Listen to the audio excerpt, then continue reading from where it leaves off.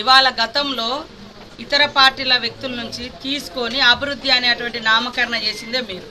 ఇవాళ ఇక్కడ పోయినటువంటి ఇవాళ భద్రాచలం ఎమ్మెల్యే మీద విమర్శలు చేసేటువంటి ఈ బూర్గంపాడు మన పినపాక మాజీ ఎమ్మెల్యే గారు ఇవాళ కాంగ్రెసే ఉండదు అని కాంగ్రెస్ తల్లి పాలు దాగి నువ్వెవరో అడ్రస్ లేదు 2 సార్లు గెలిపిస్తే ఏం మాట్లాడండి ఆయన?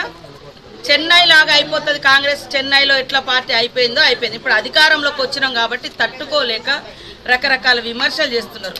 వీళ్ళు పోయేటప్పుడేమో మేము అభివృద్ధి కోసమే పోయినామని చెప్పారు. నేను ఆ రోజు కూడా అన్నా, అంటే అభివృద్ధి కోసమే పోయినామని చెప్పేటోళ్ళు రేపు మా పార్టీ కూడా అధికారంలోకి వస్తే మళ్ళీ అభివృద్ధి కోసం ఇటు వస్తారా అని. కాబట్టి వాళ్ళు చేస్తేనేమో నీతి అంట, ఇతరులు చేస్తేనేమో రోత అంట. కాబట్టి ఇట్లాంటి మాటలు మానుకోండి.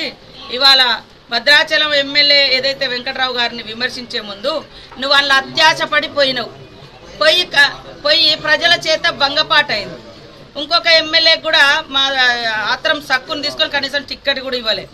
ఆయన ఒక సీనియర్గా ఉండే కాబట్టి భద్రాచలం ఎమ్మెల్యేను ఏదైతే జైన్ అయిండో ఆయనను విమర్శించే నైతిక అర్హత ఈ బీఆర్ఎస్ నాయకులకు లేదు.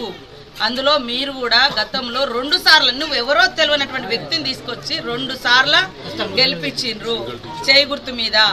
అదే వెంకట్రావు గారు గతంలో ఎంపీగా పోటీ చేసిండు, ఎమ్మెల్యేగా పోటీ చేసిండు, ప్రజల మధ్య ఉన్నాడు, ఎమ్మెల్యేగా